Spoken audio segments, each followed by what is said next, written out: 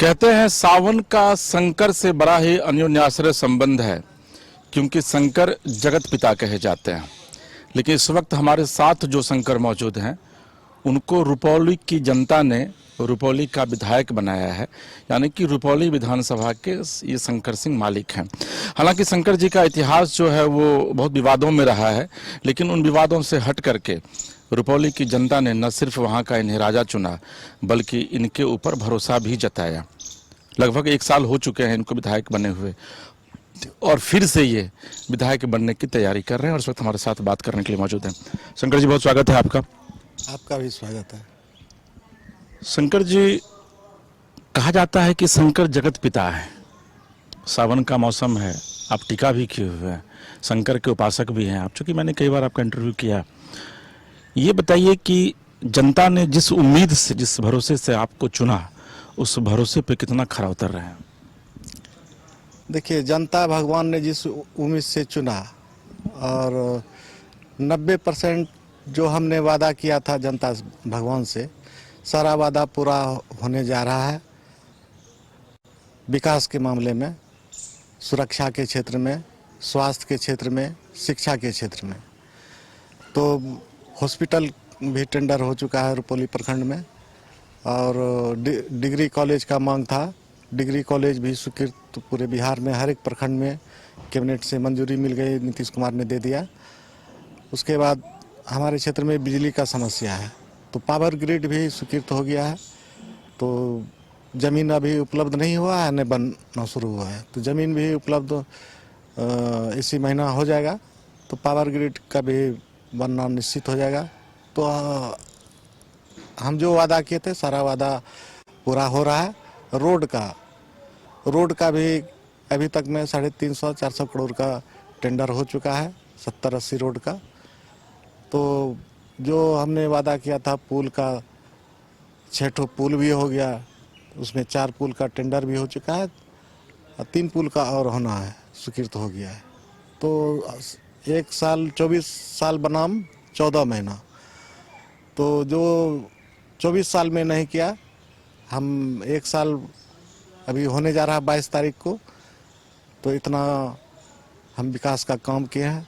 तो इसी उम्मीद के साथ और फिर हम चुनाव लड़ेंगे 25 में। तो शंकर जी, चुनाव आप लड़ेंगे फिर से 25 में, 4 महीने का वक्त बचा है आपके पास। हालांकि आपका टेन्योर बहुत कम रहा, मुझे लग रहा है कि लगभग 16 महीने का आपका कार्यकाल रहेगा विधानसभा का।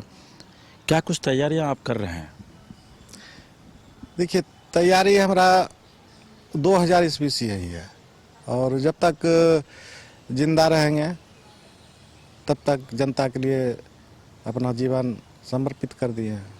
तो चुनाव लड़ना तो तय है, चुनाव लड़ेंगे। शंकर जी, क्या इस बार भी इंडिपेंडेंट ही लड़ेंगे? चूंकि आपने विधानसभा में, मैं भी था, आपने समर्थन नीतीश जी को दिया था, तो क्या आपकी कुछ बात चल रही है नीतीश जी से? आपने कई बार ये कहा भी है कि नीतीश जी ने आपको आश्वासन दिया है, तो क्या इस बार शंकर सिंह इंडिपेंडेंट ही चुनाव लड़ेंगे या फिर जेडीयू के साथ जाएंगे? देखिए, नीतीश कुमार जी बोले हैं कि चुनाव लड़ाएंगे, अब अगर लड़ाएंगे तो लड़ेंगे, और उससे पहले हम अपने जनता भगवान से हर एक पंचायत में जाके राय विचार करेंगे कि हमको किस दल से लड़ना है। अगर जनता भगवान का आदेश हो गया कि आपको निर्दलीय लड़ना है, तो निर्दलीय चुनाव लड़ेंगे। मतलब आपको उम्मीद है कि नीतीश जी टिकट देंगे? उम्मीद है, लेकिन जनता भगवान जिसको आशीर्वाद देंगे, आज मुख्यमंत्री हो, प्रधानमंत्री हो, जनता भगवान के आशीर्वाद से आज कोई विधायक है, कोई मंत्री है, कोई सांसद है, तो उनका आशीर्वाद रहेगा तो दल उसके सामने कुछ नहीं है। चुनौतियां कितनी हैं? क्योंकि आपके जो अपोजिशन में हैं बीमा भारती, वो भी बहुत ही मजबूत कैंडिडेट रही है, वहाँ से कई बार विधायक रही, मंत्री रही, अति पिछड़ी जाति से हैं।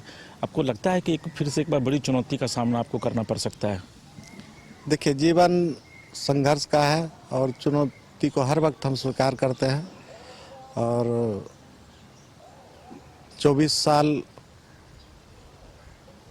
हम चुनाव लड़े, कभी पीछे मुड़ के देखे नहीं, जनता भगवान का आशीर्वाद मिलते रहा, कभी हमको एहसास नहीं होने दिया कि आप चुनाव हार जाते हैं। क्योंकि 5 से 10 हजार वोट हर एक पंचवर्षीय में हमको ज़्यादा मिलता था, इसलिए हौसला हमारा कम नहीं हुआ। हम चुनाव लड़ते आ रहे हैं और फिर चुनाव लड़ेंगे। शंकर जी, एक बड़ा सवाल ये है कि बिहार की राजनीति में या फिर देश की राजनीति में आपका सबसे पसंदीदा चेहरा कौन है, जो पॉलिटिकल फिगर है, जो जिसको आप सबसे ज़्यादा पसंद करते हैं? देखिए, सबका अपना अपना सोच है। हम तो अभी जहाँ है अपने बारे में सोचेंगे, हम अपने जिला, हम अपने विधानसभा के बारे में सोचेंगे। सब अच्छे हैं, जनता के नज़र में जो अच्छा है तो अच्छा है। अच्छा, बीमा भारती चूंकि आरजेडी में है तो तेजस्वी तो पूरा कैंपेन करेंगे, फिर वो अगला पिछड़ा करेंगे वहाँ पर। आपको लगता है कि इसका कुछ असर पड़ेगा चुनाव पर? कोई असर न पड़ेगा।